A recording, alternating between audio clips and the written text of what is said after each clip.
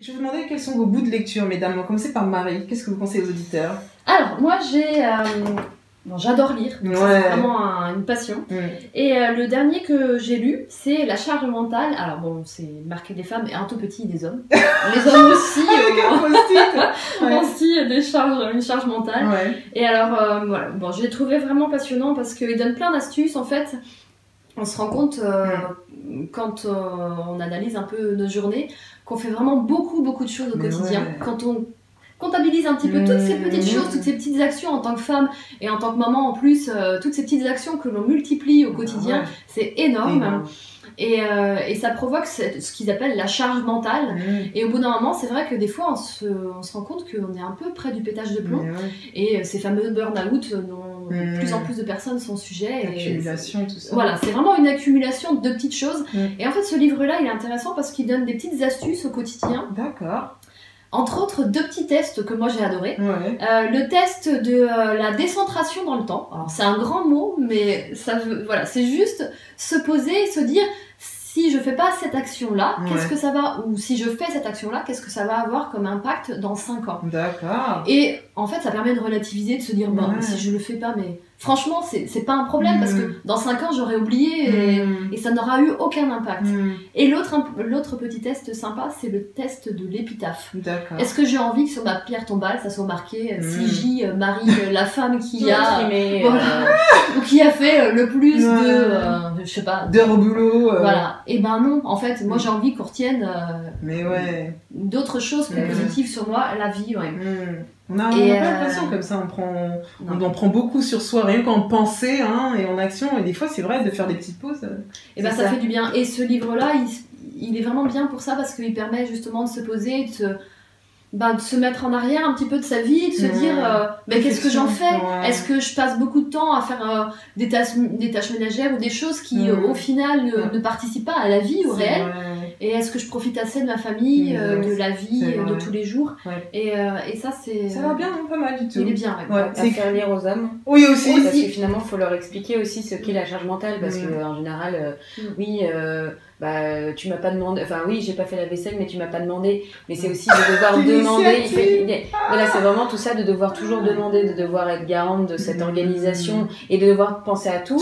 Bah oui, mais moi je veux bien, mais tu vas pas demander. En fait, pas besoin de te demander. C'est-à-dire que... Donc c'est aussi encore l'éducation. Mais ça, c'est dans l'idéal, ça serait bien effectivement que les hommes sachent voir et anticiper. Mais ça, c'est pas masculin du tout. Non, c'est utopique un petit peu parce que c'est pas dans leur habitude. Et je pense que c'est à nous aussi en tant que femmes de savoir demander les choses et de dire ce qu'on aime, ce qu'on n'aime pas. Parce qu'au final, on n'a pas de boule de cristal. Tout comme nous, on peut pas deviner ce que nos hommes pensent. Eux, ils peuvent pas deviner ce que nous on pense. Et je pense qu'on a vraiment cette éducation. Et puis on pense pas pareil, les hommes ne pensent pas pareil que les femmes. Donc du coup, c'est bien, même dans les relations amicales ou dans les couples, si chacun dit, écoute, moi je préfère ça, ou je préfère pas que tu fasses ça, ou j'aime bien quand tu dis ça, ça va donner une direction. Surtout pour les femmes, elles ont ça dans le sang, quoi. Mais les hommes, ils l'ont pas. Donc si on donne la direction et le moyen de faire, on sera plus satisfait. Voilà, et c'est ça. Et quand on est content, l'autre aussi l'est. Exactement. Clémentine, qu'est-ce que tu nous conseilles?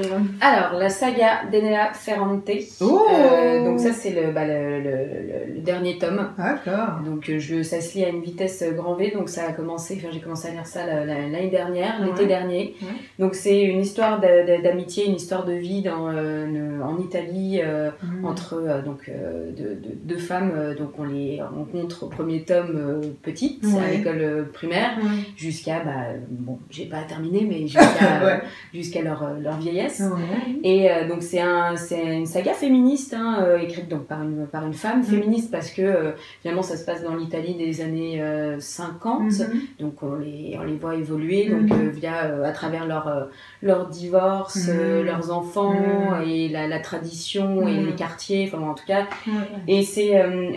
je crois qu'ils sont en train de préparer une série ou un film, parce qu'effectivement, en fait, on se croirait dans un... c'est imagé, il se passe plein de choses, c'est vraiment, on dévore tout le bouquin. Donc c'est parfait pour l'été. Ouais. Et c'est quand même intelligent. Enfin, c'est pas juste un petit roman comme ça. En tout cas, c'est très bien écrit et très bien traduit de l'italien. Ok, d'accord. Voilà, donc c'est une bonne parenthèse. Ouais. J'ai dit quand vous avez dit Elena Ferrante, parce qu'on a notre nouvelle émission de lecture avec Gilles Verbiche, qui est philosophe, qui a sorti Le Secret de Platon. Et justement, il disait que dans les livres qu'il allait lire prochainement cet été, c'était des livres d'Elena Ferrante, parce qu'il disait que tout le monde l'a lu, mais pas moi. C'est ça. Ça a été traduit dans 42 langues. Alors, c'est pas gage de qualité, parfois, mais il y a des best-sellers qui sont pas très bien. Mais non, c'est vrai, c'est facile à lire. L'enfant perdu, l'amie prodigieuse. Donc, dernier tome. Maintenant, il va falloir que je trouve votre prochain livre cet été, c'est clair. Pensez-vous être suffisamment créative, mesdames? Je sais pas si on l'est. Se dire, vous métier. Oui, ça a l'air, hein. On peut toujours l'être plus, mais oui, dans l'ensemble, je trouve. Moi, je vous propose Les secrets de la pensée créative. C'est écrit par Dorte Nielsen et Sarah Turber. Ce sont des expertes en créativité. Un livre et exercice qui va vous aider à établir des liens entre différentes idées et données, à penser tel des créatifs grâce à des schémas, des témoignages et des images, et à comprendre comment fonctionne le cerveau à travers des données scientifiques et des théories. Donc voilà, il y a la partie information.